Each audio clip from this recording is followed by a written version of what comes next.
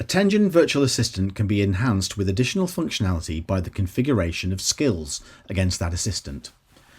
And we're going to be discussing and looking at today the configuration of the document search skill. Now, the document search skill allows an administrator to upload documents, PDFs, Word documents, and so on into Tenjin. And when a user types in a query, an end user types in a query in the configured channels such as web chat or Microsoft Teams, if there is a matching document to what the user's typed in, as well as perhaps serving a question and answer, knowledge base reply, the user will also be prompted to view matching documents. So what we're going to do is look at the assistant that I've got here and how it's configured for document search. So let's first of all have a look at how this assistant is configured. So the assistant's called Tenjin, and it's been enabled for the Microsoft Teams channel and also, as is default, the web chat channel. The flow functionality is disabled so that when a user types in a query, it's going to go straight to the configured skills. Here in this assistant, there are two skills that have been added, the Q&A knowledge base skill and also the document search skill. We're going to look inside the document search skill and see how that's configured. Now, when you log into Tenjin, the administrator console, if you don't see the document search skill, you can add it to the assistant by clicking the Add Skill button here, and available skills are shown. So in this case, we've already got the document search skill enabled, so we don't see it, but you would see that as an option to be added here.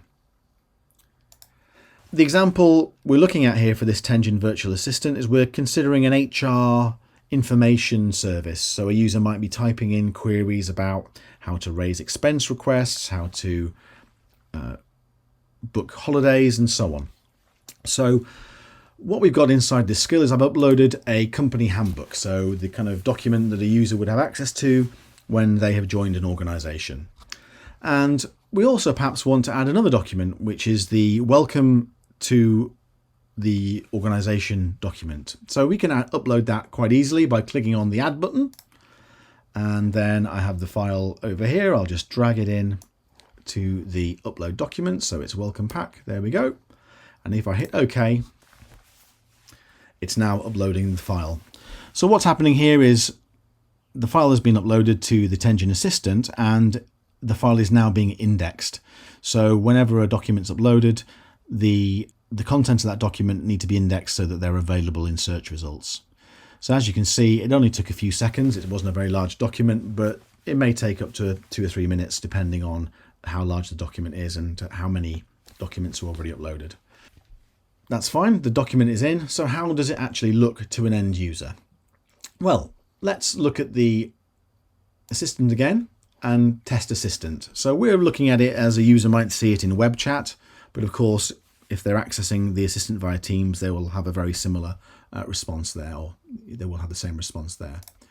So I'm going to click on Test Assistant. So I know that in the Q&A knowledge base, there are a couple of questions about raising expense requests. So I'm going to type in a query. How can I claim expenses? So the first thing that the virtual assistant's done is it's looked in the Q&A knowledge base and see if there are any matching answers there. And yeah, sure enough, there was one. You can raise an expense claim via the Expenseit application.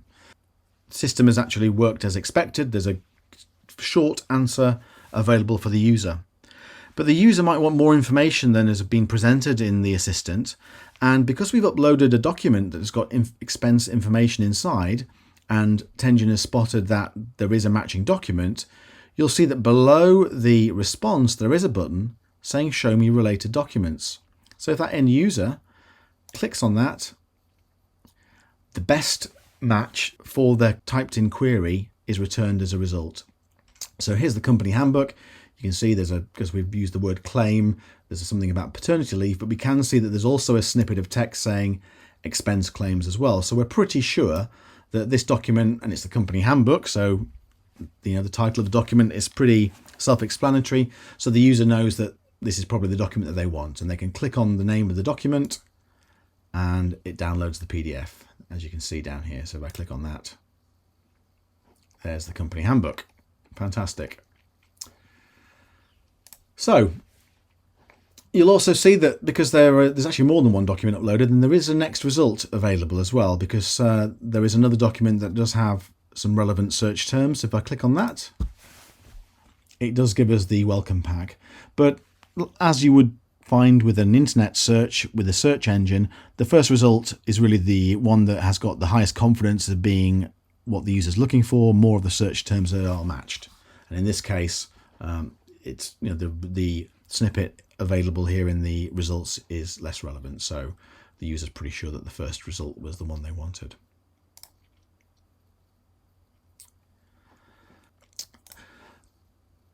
Other than adding a new document, if we go into the search skill again, just to quickly review the other functionality here available, we can, if you want, delete the documents by checking it here, and then there's a delete button, so that removes it.